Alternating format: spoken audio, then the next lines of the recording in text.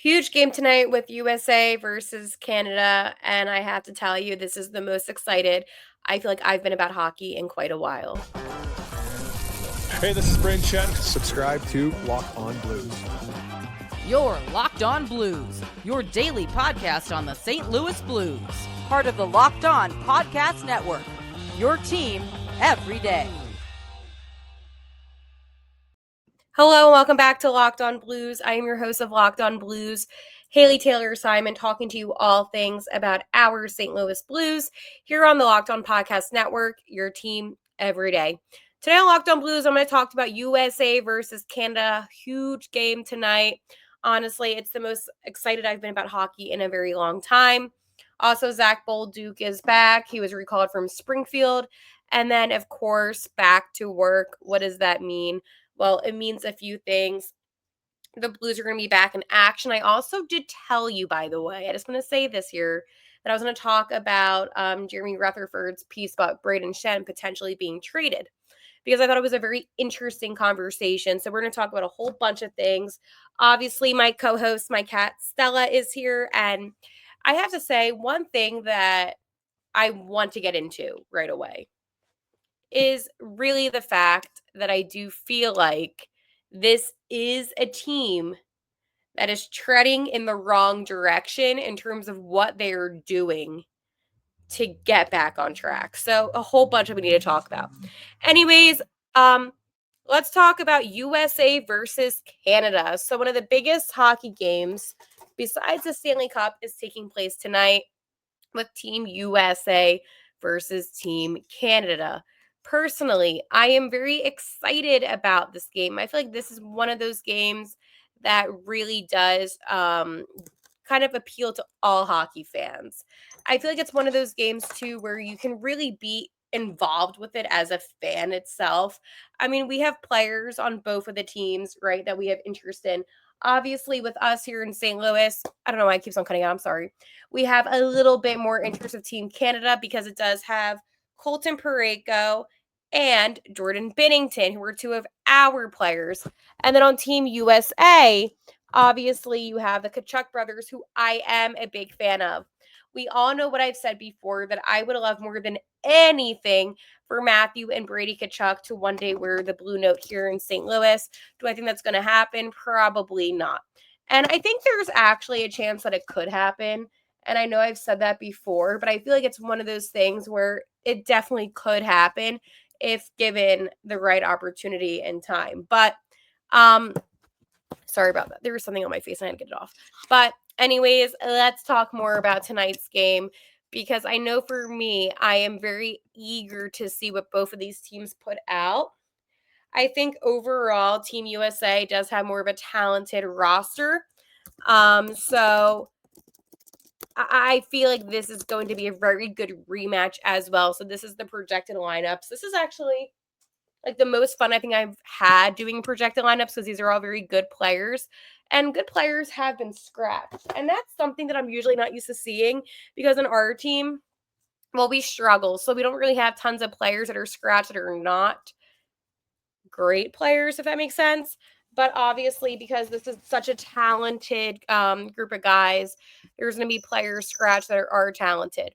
So for USA on the first line, it's Jack Eichel centering. Then you have Brady Tkachuk and Matthew Tkachuk to both of Eichel's sides. I have to say, looking at this roster, having Jack Eichel centering and having both of the Tkachuk brothers to his sides screams to me what my ideal hockey roster would be. I would love, and I know I talked about this a lot on this podcast, but I would love more than anything to have both Matthew and Brady on our team. And just watching them play together just brings me such joy. And that's the easiest way to put it. It is joy. I am happy watching them play. I feel like when they play together, it just gives me this like euphoric sense of happiness. And maybe one day both of those guys will be playing wearing the blue note for us. That is the goal. On the second line, I know I'm like, oh my God, all she does is talk about the Kachucks. I'm sorry, I'm a big fan. On the second line, centering, it's Austin Matthews. To Matthews' left, it's Jake Gunzel. And then to the right, it's Jack Hughes. Finally, Centering that third line, it's Dylan Larkin. To the left, JT Miller. I know there's been rumors about JT Miller. I'm just saying. And then Matt Boldy to the right. We see a lot of Matt Boldy. And then finally, we have Vincent Krowacek centering on the fourth line, Brock Nelson to the left, and Kyle Connor on the right. Finally, defense. Okay, we have some defensive players on that first pair. It is Zach Murnerski and then Charlie McAvoy, followed by Noah Hannafin and Adam Fox, and then Jacob Slavin, and then Brock Faber. And then in net, it is going to be Connor Hellebuck, and Ottinger is backing him up. Scratch tonight, it's Chris Kreider, Jake Sanderson, and Jeremy Swayman. And no injuries. For Canada's projected lineup, I have some thoughts about this one. All right. So on the first line, centering, obviously, it's Connor McDavid. To the left, it's Sam Reinhart. And to the right, it's Mitch Marner. On the second line, Nathan McKinnon centering, followed by Sidney Crosby to the left and Mark Stone LTIR on the right. On the third line, it's Anthony Cirelli on centering, followed by Brandon Hagel on the left and Braden Point on the right. Finally, that fourth line, it is Sam Bennett centering with Brad Marchand on the left and then Seth Jarvis on the right. On defense, it's Devin Taves and Cale Makar, Josh Morrissey, and Colton Parayko. Boom, boom, boom. We love you, Colton. And then finally, Travis Sanheim and Drew Doughty. And net, Jordan Binnington and Aiden Hill's backing him up. Scratch, it's Travis Konechny. I know, I feel awful. Listen, I do cover the Flyers too, so obviously that sucks for TK. And then Samuel Bielmu, and then injured is Theodore. So, whew. Here is the thing. The U.S. will start with the same forward lines, and defense pairs will be switched during the second period against Finland. Oh, wait. Oh, that was for February 15th. Oh, well, is it the same exact lines? Yeah, it's the same lines. Yeah, it's the same lines. I know. Well, the thing about Travis Konechny that bothers me is that I do think he is a good player for Team Canada, but at the end of the day, it is a decision that the coaching staff and the higher-ups have made. I'm not going to say I'm surprised because literally nothing surprises me anymore, but I think that it's just one of those things where it is what it is, and that's that. I'm not, I would have been upset, honestly, maybe if, like, one of our guys was scratched, like Colton Parayko, but they need Parayko. Jordan Binnington is not a bad goalie, but he gets such a bad rep, and I think it's literally just due to the fact that there's a lot of people that hate on him for no reason, and people might say, Hale, who do you want to win? I want USA to win because I am from the United States of America. Obviously, I want my home country to win. Do I think that USA is going to win? Probably. I think there's also problems too, in a sense, where there has been some injuries. So I don't know. I mean, I don't know what's going on necessarily. I just think that USA is the better team. But I also want to see Jordan Binnington have a good game, especially on this platform. Not the Locked On Blues platform. I'm talking like big platform of like, everybody watching. I have not seen so many non-hockey people excited about it. That kind of bothers me too in a way. And I hate to be like negative, but I understand. I do. That if you don't like hockey, this is like, a big game and you're excited about it because it's, US versus Canada. Is it bad that there is a part of me that's like, you know what? I don't like all these non-hockey people claiming to be hockey people. Maybe that's petty. Maybe that's me just, being immature. And it could be. I could very well be in the wrong here, but as a hockey person, that always kind of bothers me when non-hockey people all of a sudden claim hockey. And it's like, whoa, nail you want to get in on this. Where were you then? It's always like people want to jump on the bandwagon when it comes to hockey. But as somebody that loves hockey and that suffers through really bad hockey at times, it does bother me when people all of a sudden want to get involved with hockey. I don't know. It's petty, it's stupid, but I can't help how I feel. Like at the end of the day, like hockey is the love of my life, and don't just come in when you feel like it. I'm going to talk to you about wonderful pistachios. Looking for a snack that's both delicious and nutritious? Crack into a good source of protein with Wonderful Pistachios. Wonderful Pistachios is one of the highest protein nuts. Each 1 ounce serving has 6 grams of protein, giving you over 10% of your daily value. Plus, they're packed with fiber and better for you unsaturated fats to help keep you feeling fuller longer. Personally, I love the no shell variety. It's the perfect grab and go snack for busy days, whether I'm snacking at my desk, on a road trip, or just need a quick protein boost. They're always my go-to. And if you love cracking open every shell for that satisfying crunch, the in-shell options are a classic favorite.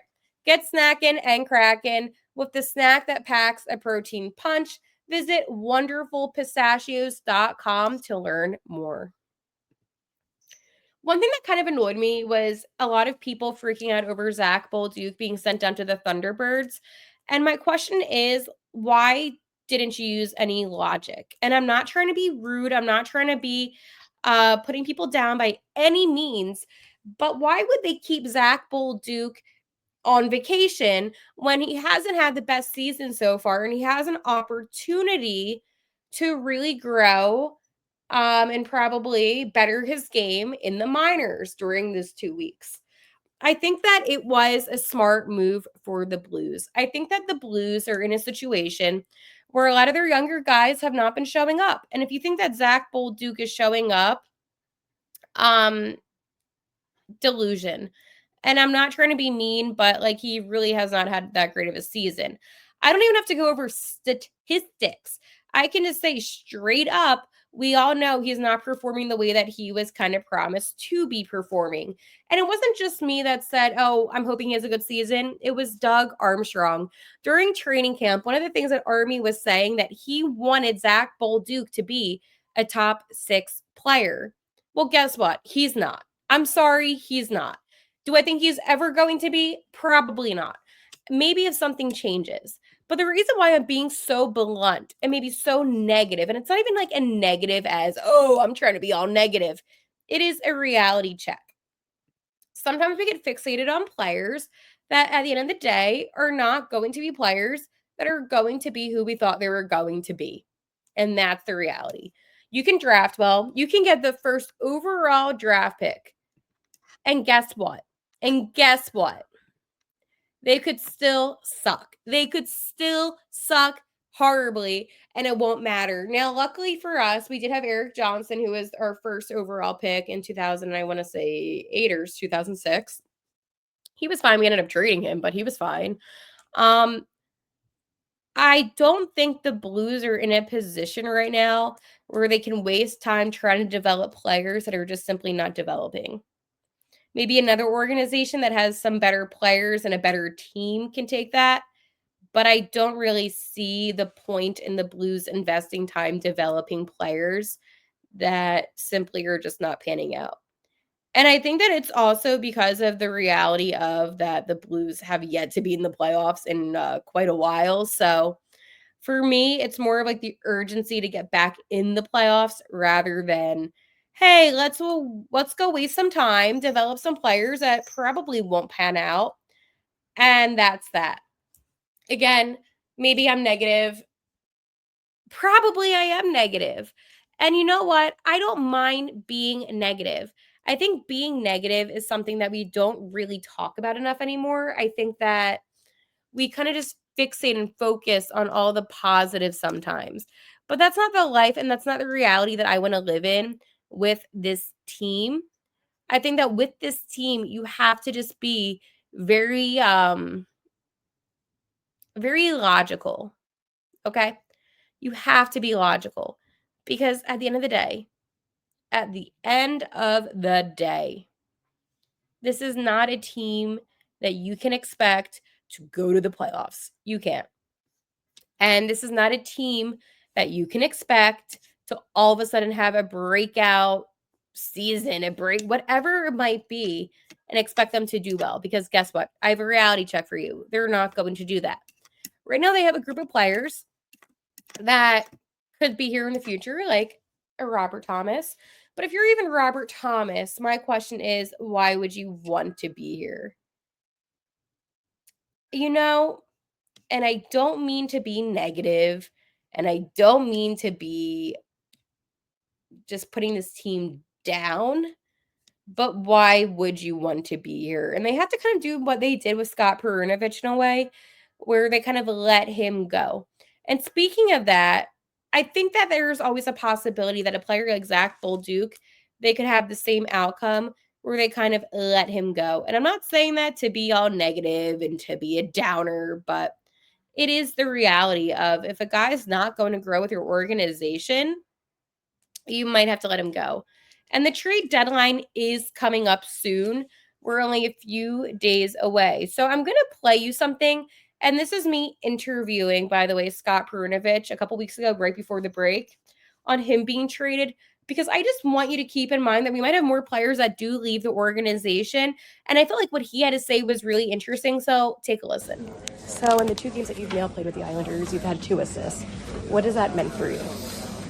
I think, obviously confidence. It's always nice getting points, confidence and, getting some touches there. But when you're winning games, points seem to come too, Yep. So obviously the team comes first. And right now, we're on a heater and we're a really hard team to play against. And when you're doing the little things right, then you get rewarded. Yeah, because you've won a bunch of games in a row. I believe it's now at 7. Yeah, 6, 7, maybe 7. Yeah, which is really good. So now you're in a team that's basically in contention for the playoffs. How does that feel now, kind of seeing, maybe playoff hockey in your future?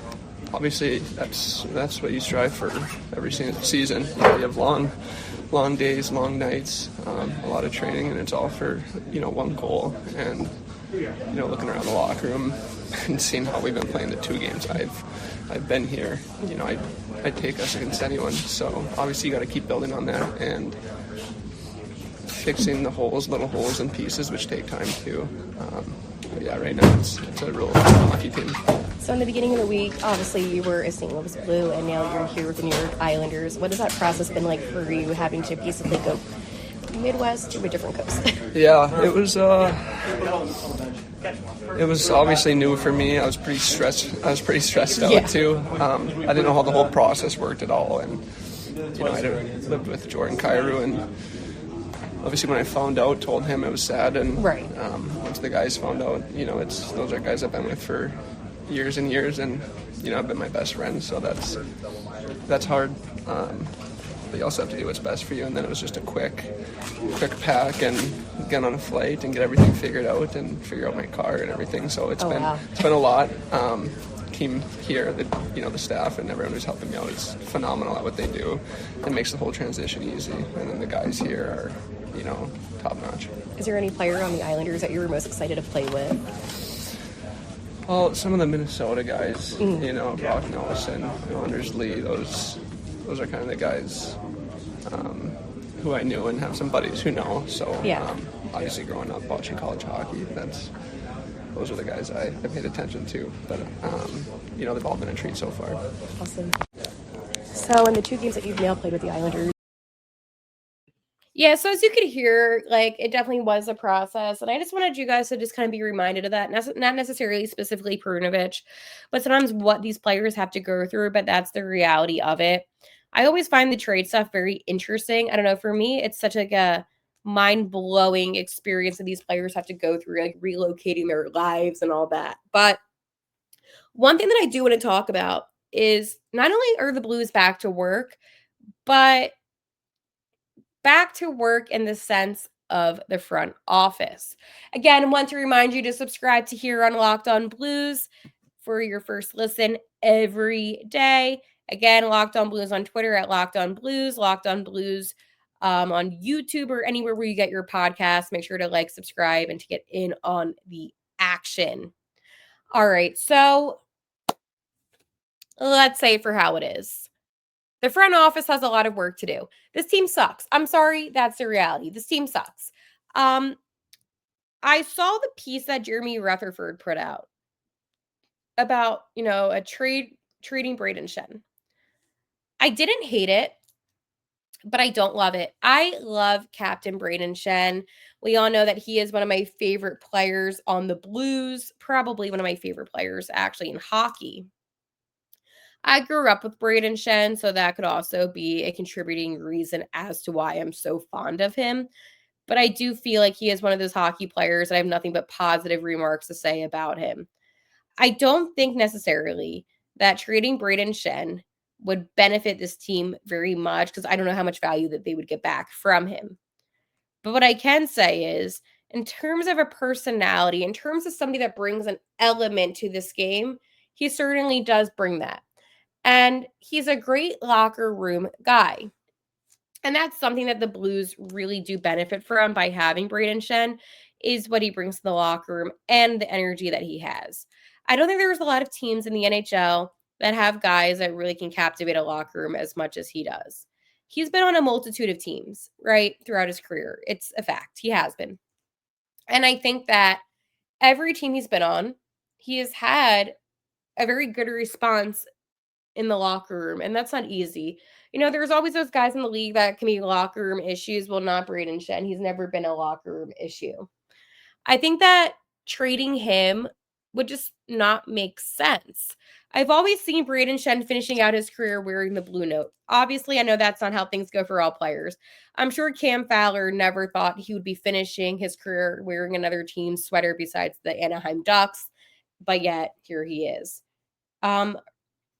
I do feel for players that get traded so late in their career because I'm sure that they do want to finish with their respective team that they are on. But obviously, when it comes to hockey or any sport, it's really not always about how the players feel, and it's about what moves the teams can make to make the best moves for themselves.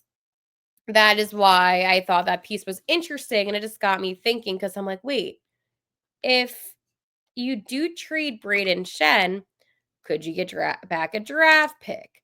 Could you get back anything of value? And the answer in my head is no. So that is why I would personally keep Captain Braden Shen. I also just don't see the point in doing so. But I can understand somebody being like, oh, well, it could help free up cap space, blah, blah, blah, draft picks. And while having draft picks are nice, the Blues don't have that many in the first couple rounds. So that is why for me, I'm like, unless you're getting like a first round draft pick for him, I wouldn't do it. But there is a lot of work that front office needs to do to ensure the Blues have somewhat of a manageable off season, because I really don't see this team persevering. I don't see them really doing much. And I think that's kind of sad. I said before I thought they were going to have a really good offseason. Now I'm not thinking that at all. And it's not because I'm negative. It's just the reality of it. I just don't have any faith right now in the management. Again, that's on me for being negative. And I don't want to be negative. And I don't wake up saying, I'm going to go on my podcast and be so negative. But it is the reality we live in being Blues fans, that things have just not been going our way. It's frustrating. It's annoying. It sucks. I hate it. You hate it. We all hate it. But hey, we're Blues fans. What else do we expect? All right, today's episode was fun. A lot of ranting and rambling. I cannot wait to react tomorrow to the Four Nations Face-Off finals game outcome. And of course, we'll have our Are We Feeling Blue Friday. And we finally get to preview hockey games. And I will be doing an episode this weekend, literally because I think I just missed talking Blues hockey. All right, I'll talk to you tomorrow. And like always, let's go Blues.